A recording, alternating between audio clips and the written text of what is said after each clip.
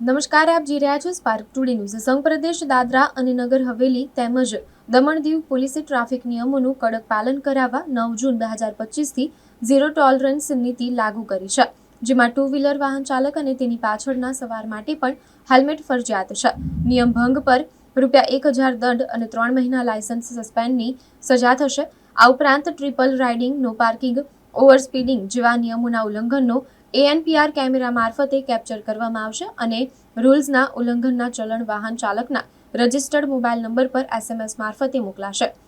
સાથે જ દમણ પોલીસે કડક સુરક્ષા માટે જાગૃતિ અભિયાન ચલાવ્યું હતું, જેમાં ગ્રામ પંચાયતો અને શાળા કોલેજોમાં જનજાગૃતિ સત્રો યોજાયા હતા અને લોકોને હેલ્મેટ પહેરવાના શપથ લેવડાવવામાં આવ્યા હતા। આમ છતાં સંઘ પ્રદેશમાં ટ્રાફિક નિયમોના ઉલ્લંઘનના કેસો ચિંતાજનક રીતે વધી રહ્યા છે। દમણ પોલીસ તમામ નાગરિકોને હેલ્મેટ સુરક્ષા અને અન્ય ટ્રાફિક નિયમોનું પાલન કરવા અપીલ કરી છે। માત્ર દંડથી બચવા માટે જ નહીં, પરંતુ પોતાના અને પોતાના પ્રિયજનોના જીવનની સુરક્ષા માટે પણ કડક સુરક્ષા એ સૌની સહિયારી જવાબદારી છે।